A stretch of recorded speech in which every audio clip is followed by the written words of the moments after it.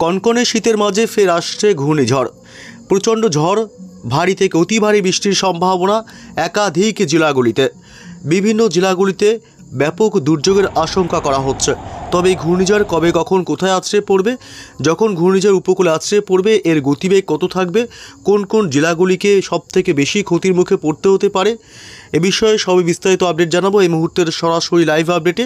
বিস্তারিত জানতে ভিডিওটি অবশ্যই শেষ পর্যন্ত দেখবেন। আর সবার আগে সবার প্রথম আপনার জেলার আবহাওয়ার গুরুত্বপূর্ণ আপডেটগুলি জানতে আপনার জেলার নামটি কমেন্ট করে জানিয়ে দেবেন। আর আমাদের ইউটিউব চ্যানেলটি সাবস্ক্রাইব করে আমাদের সঙ্গে থাকবেন। আসবো ঘূর্ণিঝড়ে আরও বিস্তারিত আপডেট নিয়ে। তার আগে জানিয়ে দেবো আগামী 3 দিন কোন কোন জেলাগুলিতে রয়েছে বৃষ্টির সম্ভাবনা। আমরা শুরুতেই চলে আসবো মঙ্গলবার সকাল থেকে দিনভর পশ্চিমবঙ্গের উত্তর থেকে দক্ষিণ দুই বঙ্গের আবহাওয়া কেমন থাকবে এবং এদিকে বাংলাদেশের বিভিন্ন জেলাগুলি আবহাওয়া কেমন থাকতে পারে। সকাল থেকেই কলকাতা সংলগ্ন জেলাগুলি, উত্তর 24 পরগনা, দক্ষিণ 24 পরগনা, হাওড়া, হুগলি, পূর্ব পশ্চিম মেদিনীপুর সহ গোটা দক্ষিণবঙ্গের জেলাগুলি, পুরুলিয়া, বাঁকুড়া জেলা, 2 বর্ধমান জেলা অর্থাৎ নদিয়া থেকে শুরু করে গোটা দক্ষিণবঙ্গের জেলাগুলি সকাল থেকেই থাকবে পরিষ্কার পরিচ্ছন্ন আকাশ এবং রৌদ্রোজ্জ্বল।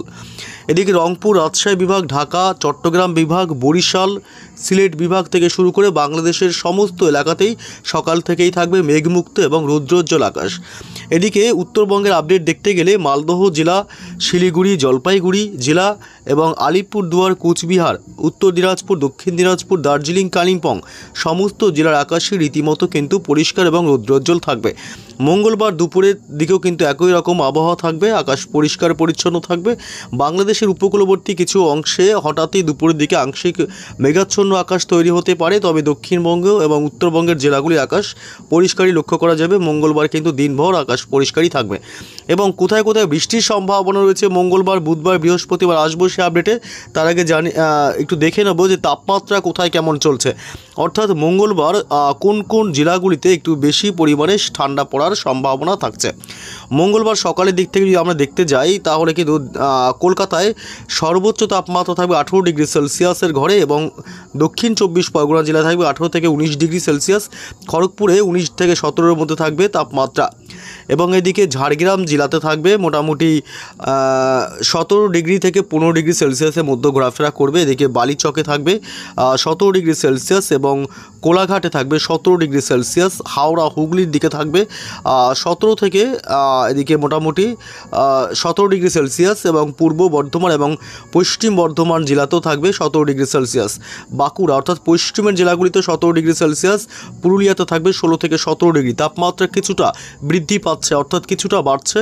এবং এদিকে কলকাতাতে থাকবে 17 ডিগ্রি সেলসিয়াস থেকে 18 ডিগ্রি সেলসিয়াসের ঘরে, উত্তর 24 পরগনা 18 ডিগ্রি সেলসিয়াস এবং নদিয়া জেলাতে 18 ডিগ্রি সেলসিয়াস এবং এদিকে মুর্শিদাবাদ জেলার দিকেও 18 ডিগ্রি সেলসিয়াস এবং বীরভূমেও থাকছে 18 থেকে 17 ডিগ্রি সেলসিয়াস। অর্থাৎ কিছুটা তাপমাত্রা কিন্তু বৃদ্ধি পাচ্ছে, অর্থাৎ শীতের আমেজ কিছুটা ফিকে হচ্ছে, অর্থাৎ জোরালো শীত কিন্তু এখনই আসছে না।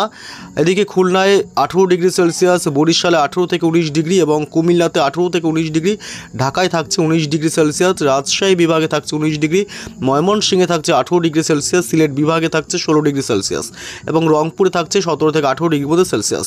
অর্থাৎ তাপমাত্রা পশ্চিমবঙ্গ সহ বাংলাদেশের জেলাগুলিতে কিন্তু কিছুটা তাপমাত্রা 2 ডিগ্রির মতন বাড়ছে।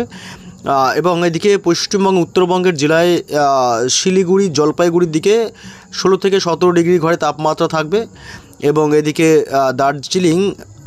দার্জিলিংয়ের দিকে থাকছে 10 ডিগ্রি সেলসিয়াস থেকে 11 ডিগ্রি সেলসিয়াস। কালিম্পংয়ে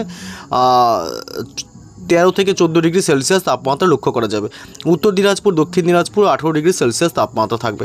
অর্থাৎ যা বোঝা গেল তাপমাত্রার যা নিরিখে, তাতে মঙ্গলবার থেকে কিন্তু শীতের আমেজ আরও কিছুটা ফিকে হবে। কারণ এদিকে ঘূর্ণাবর্ত আপনাদের প্রথমেই দেখিয়েছি যে একটি ঘূর্ণাবর্ত সৃষ্টি হয়েছে দক্ষিণ বঙ্গোপসাগরে, যে দক্ষিণ বঙ্গোপসাগরে একটি ঘূর্ণাবর্ত সৃষ্টি হওয়ার কারণে এই শীতের পথেই কিছুটা বাধা প্রাপ্ত হচ্ছে এবং এই ঘূর্ণাবর্ত কেটে গেলেই আবারও শীতের আমেজ জোরালো হবে।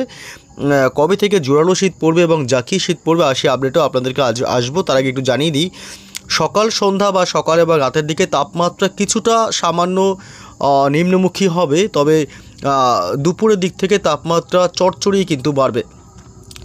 মঙ্গলবার সকাল থেকে কোথায় কোথায় বৃষ্টির সম্ভাবনা আছে কিনা মঙ্গল বুধ বৃহস্পতি একবার দেখে নেব। মঙ্গলবার সকাল থেকে পশ্চিমবঙ্গের দক্ষিণ থেকে উত্তরবঙ্গের জেলাগুলিতে কিন্তু কোথাও কোনো বৃষ্টির সম্ভাবনা নেই।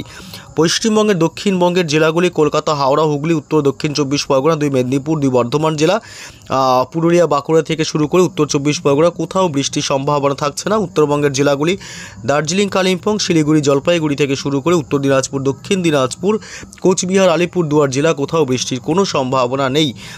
মঙ্গলবার ঢাকা থেকে শুরু করে চট্টগ্রাম, রাজশাহী থেকে শুরু করে গোটা বাংলাদেশের আবহাওয়ায় মনোরম থাকবে। পশ্চিমে হাওয়ার দাপট লক্ষ্য করা যেতে পারে, তবে বৃষ্টির সম্ভাবনা মঙ্গলবারও নেই। বুধবারও কিন্তু বৃষ্টির সম্ভাবনা থাকছে না। পশ্চিমবঙ্গের কোথাও উত্তর থেকে দক্ষিণ 2 প্রান্ত এবং বাংলাদেশের কোথাও কিন্তু বুধবারও বৃষ্টির কোনো সম্ভাবনা কিন্তু থাকছে না। অর্থাৎ মনোরম আবহাওয়ায় থাকবে, বৃষ্টির সম্ভাবনা নেই। বৃহস্পতিবার সকাল থেকে দুপুর এবং রাত কোথাও কিন্তু বৃহস্পতিবারেও বৃষ্টির কোনো সম্ভাবনা থাকছে না। তবে যেটা হয় তা হলো, প্রথমে আপনাদেরকে জানিয়েছি, প্রথমেই এই মুহূর্তে দক্ষিণ বঙ্গোপসাগরে তৈরি হয়েছে একটি ঘূর্ণাবর্ত, যে ঘূর্ণাবর্ত শক্তি বাড়িয়ে কিন্তু আবারও ঘূর্ণিঝড়ে রূপ নেবার প্রবল সম্ভাবনা রয়েছে। আপনারা দেখতে পাচ্ছেন এই মুহূর্তের সরাসরি স্যাটেলাইটের মাধ্যমে আপনারা দেখছেন দক্ষিণ বঙ্গোপসাগরে যে ঘূর্ণাবর্তটি অবস্থান করছে সেটি এই নভেম্বর মাসের অর্থাৎ চলতি নভেম্বর মাসের শেষ সপ্তাহের দিকেই এই ঘূর্ণাবর্তটি নিম্নচাপে রূপান্তরিত হতে পারে। সেই নিম্নচাপ থেকে গভীর নিম্নচাপ আরও শক্তি বাড়িয়ে এটি ঘূর্ণিঝড়ে রূপ নিতে পারে। যে ঘূর্ণিঝড়টি বর্তমানে দক্ষিণ বঙ্গোপসাগরে যা ঘূর্ণাবর্ত দেখাচ্ছে সেটি ঘূর্ণিঝড়ে রূপান্তরিত হয়ে এটি উত্তর পশ্চিম বরাবর এগোবে এবং সে উত্তর পশ্চিম বরাবর এগোলে এটি বিশেষ করে অন্ধ্রপ্রদেশ এবং তেলেঙ্গানার দিকে এই ঘূর্ণিঝড়টি আছড়ে পড়ার সম্ভাবনা থাকবে। তবে যদি এই ঘূর্ণিঝড় বাঁক নেয়, অর্থাৎ আমরা দেখেছি বিগত বেশ কয়েক বছরে বঙ্গোপসাগরের একাধিক ঘূর্ণিঝড় কিন্তু গতিপথ পরিবর্তন করে বাংলার উপকূলের দিকে মানে আছড়ে পড়েছে এবং উড়িষ্যা উপকূলেও আছড়ে পড়তে আমরা দেখেছি। সেই অনুযায়ী যদি ঘূর্ণিঝড় গতিপথ পরিবর্তন করে, তবে ভুবনেশ্বর, বিশাখাপত্তনম, উড়িষ্যার উপকূলবর্তী এলাকায় আছড়ে পড়ার সম্ভাবনা থাকতে পারে। তার যে প্রত্যক্ষ প্রভাব না পড়লেও পরোক্ষ প্রভাবে পশ্চিমবঙ্গ এবং বাংলাদেশে কিন্তু ভারী বৃষ্টির প্রবল সম্ভাবনা থাকবে, দমকা ঝোড়ো হাওয়া বইতে পারে। তবে এদিকে অন্ধ্রপ্রদেশ, তেলেঙ্গানাতেও যদি এই ঘূর্ণিঝড় আছড়ে পড়ে তাহলে কিন্তু এর কিছুটা প্রভাব বা এফেক্টেড পশ্চিমবঙ্গ এবং বাংলাদেশে হতে পারে, এমনটাই কিন্তু আশঙ্কা করা হচ্ছে। যেহেতু দক্ষিণ বঙ্গোপসাগরে এই ঘূর্ণিঝড়ের সৃষ্টি হতে চলেছে এই চলতি নভেম্বর মাসেই, তার একটা প্রভাব থাকার প্রবল সম্ভাবনা রয়েছে।